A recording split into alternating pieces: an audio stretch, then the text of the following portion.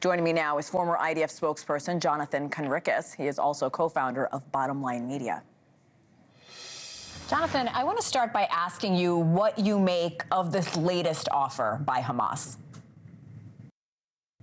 Yeah, what I may first, hello, and thank you for having me on the show. You know, I am unfortunately quite experienced with Hamas's tactics, and this looks to me as if they're just playing for time. They're responding a little bit to IDF operations inside Gaza. Apparently, they are now having somewhat of an effect on Hamas. And this is the first time that they're actually making an offer in response to Israeli actions. But anything short of all the hostages, all the bodies, and a complete surrender, in my mind, is nothing but a milestone and something on the way. Israel cannot settle for less. Israel cannot settle for less than 100% security for its civilians.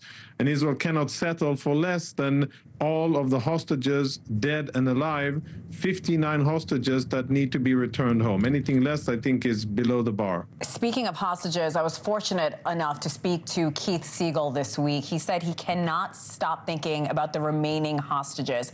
How realistic is it that we will get all 59 hostages away from Hamas? So this is actually the saddest part. The goals of the war that the state of Israel has defined is to dismantle Hamas's military capabilities and then also dismantle their administrative control over the Gaza Strip and to get back the hostages. Sadly, from a military perspective analysis, I'm not entirely sure that we can do all of those three things successfully, and that something will have to give. And just like Keith has said so so emotionally, and I understand every word and I sympathize with every word he has said, sadly, I don't think that we will be able to get all of the hostages back because I don't think that Hamas will release them. It's Israel's duty to get all of its citizens back, dead and alive, and it's also the state of Israel's commitment to its civilians to protect all of them from future attacks. And that means not leaving Hamas with any capacity to regain military capabilities, and that means to take Hamas out of the game. Israel says it plans to take over a larger area of Gaza to incorporate those security zones. As far as you know, Jonathan, is this permanent? Nothing is permanent, and everything is subjective to international agreements and to compromise. Troops, they move in, they can take control over soil, and then if ordered to, they can evacuate the area very quickly, and then that'll be the end of it. What we're seeing are negotiations on the battlefield. Israel is negotiating through using its military capabilities, and I wouldn't, it can be permanent and it can not be permanent. The bottom line is, again, it goes back to Egypt, because I'm not sure that Hamas is really impressed by Israeli maneuvers. It will be impressed if there is a massive Israeli invasion of Gaza again, with tens of thousands of soldiers and massive pressure on Hamas, on its infrastructure and leadership, and most importantly, if Palestinian civilians are allowed to leave, because that would really pull the rug underneath the feet of Hamas, and it would leave them exposed, and they wouldn't have human shields, and they wouldn't have anybody to use between the IDF and themselves. That, I think, is the key, and that is what needs to happen for the sake of the future of Gaza, for Israel's sake, and also for the sake of the Palestinians who, as you say very correctly, are caught in the crossfire, those who aren't Hamas supporters and those who want to end the war. By the way, they're demonstrating on the streets and they're saying so. They want the war to end, they want to get rid of Hamas, and they want some kind of future after a year and a half of war that Hamas brought upon them. I'm so glad you mentioned that, because you're right. This is rare. We haven't seen Gazans protesting on the Strip against Hamas. Do you think we will see more of these protests? But I think that Hamas is definitely concerned by it, and Hamas has started to clamp down in Hamas style, which means to use a lot of brute force, executions and beatings and torture.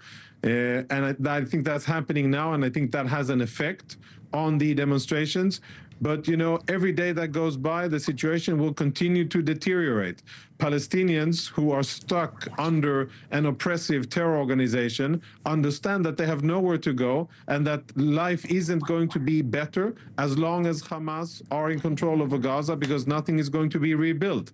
So they're out on the street. Eventually, I think they will be brought to this desperate situation, and we will see more and more. We will likely see violent Hamas oppression. I don't think that most American media will cover it, and you won't see it on most places, but that will be the story of violent oppression by Hamas. And at the end of the day, Hamas is an oppressive terrorist organization that has lost popularity and is doing the Palestinian people a disservice. Sure. They have brought destruction on them and war, and therefore they will go. I am running out of time. I want to ask you about a recent airstrike where Gaza says 100 people were killed yesterday. They were sheltering at a school. Israel says it hit a Hamas command and control center. We do know, and you said this, Hamas uses these innocent civilians as human shields. But how do you maintain public support with these kinds of images that so many people are bombarded with as well?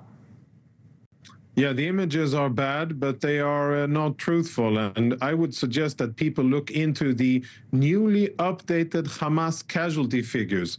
I don't know if you know, but the last week, Hamas disappeared from their own casualty list that they have been publishing, more than 3,500 women and children from the Hamas so-called health ministry. All of a sudden, they disappeared and they turned into fighting age men, which is probably more truthful than what Hamas has been reporting all along. I mention that because I think that any and every piece of information coming out of Gaza, as long as Hamas is in control, should be vetted, investigated, and I think that not NewsNation, but many other media outlets, AP and the news agencies and CNN and many others have been taking Hamas information at face value. I think that's a journalistic travesty, because this is a terrorist organization that lies and distorts. And now, when they're faced to own up to the facts, now they're correcting their data. Jonathan Conricus, I really enjoyed this conversation, sir. Thank you for coming on tonight. Thank you.